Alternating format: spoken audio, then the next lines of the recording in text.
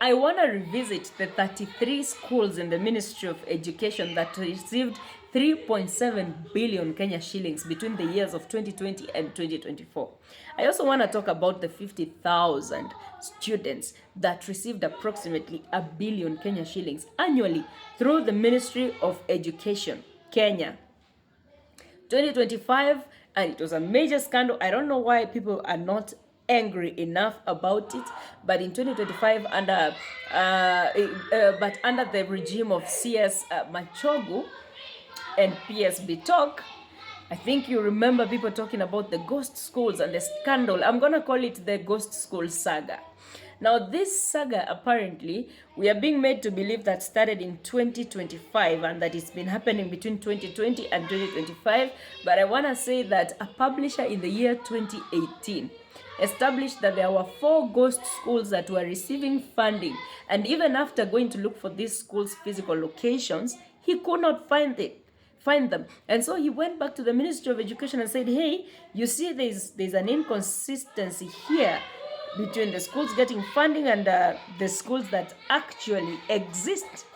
And so they also established a school in Kakamega where the school was receiving 27 million Kenya shillings per year. Only, of course, like we've established a theme here, there's a pattern here. The school does not exist. It doesn't have a principal. It doesn't have teachers. It doesn't have pupils.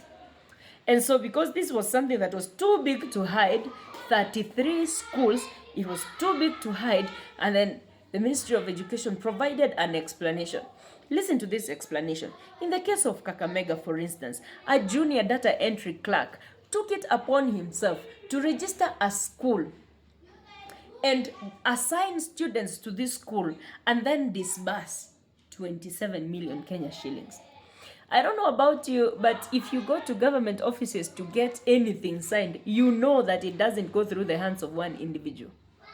You know that in some cases you will get a signature on one part and then you'll be told another person will sign it, and if they are not there, you have to come back tomorrow.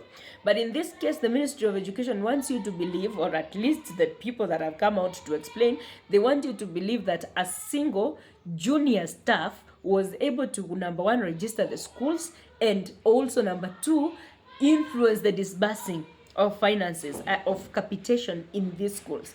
So let me just start squarely by saying that nobody buys into that story. It is not possible. Not only is it not possible, it is not logical. In fact, it is an insult to the people you are explaining to, because you didn't even take time to lie. You should have at least gotten 2 scapegoats. It would have been reasonable and understandable, even though slightly questionable, but we would have believed at least 2 people working together. But one junior staff member made a school, did enrollment, and also pushed through for the capitation of this school. That's impossible to believe.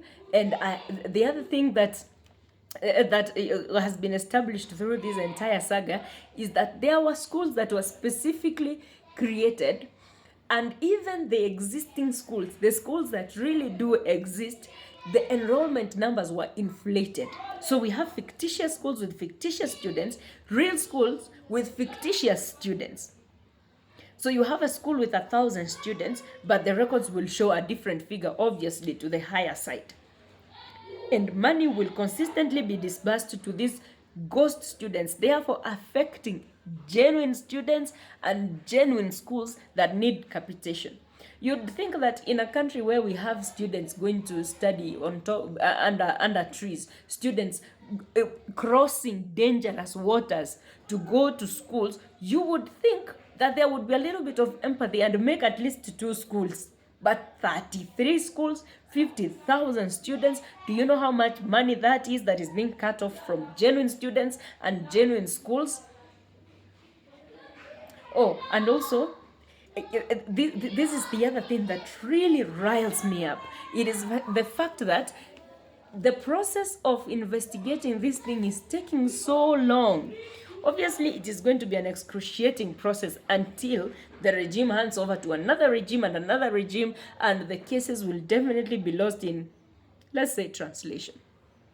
And What do you mean you're not able to track 33 accounts? There was real money wired into these accounts. There were schools' names. How do you register a school without a name? Show us the faces. 3.7 billion Kenya shillings is a lot of money. No, a shilling is a lot of money to steal from public coffers. It is a lot of money because a shilling will make a difference between the students that will go to school and those ones that will be married off early. It will make a difference between the boys that will get materials for studying in school and the boys that will go back home to graze. So no, it is not only that we are not just pissed about the fact you have stolen. We are pissed about the amount that was stolen. 3.7 billion Kenya shillings, and that is only between 2020 and 2024. These, ladies and gentlemen, are the years we can speak about. So imagine the underlying rot that has been happening all these years at the expense of real students with real issues and real thirst for education. It is totally unacceptable. At the very least, it is treasonous. As a matter of fact, it should be treason for someone to embezzle public funds. It should be treason for someone to decide that they are going to forego giving real schools funds and then consistently, without, even when real schools are failing to get capitation, fake schools are getting capitation consistently. I do not think we are angry enough about this. You know, they used to say that education is the key. Is the key to life. Is the key to life. You finish, the padlock has been changed. Now I am telling you, if people do not ask for accountability, which we are owed for, I'm telling you, today's generations, when it comes to tomorrow, it is not that they will change the padlock. They will not change the padlock. They will blow the entire door off. So you will struggle to get education that is the key to success. And by the time you reach the door, there is no door. Other people have been walking through for free. We are pissed off here at Frida's verdict. My name is Frida Onduso. Give me your comments on the topic.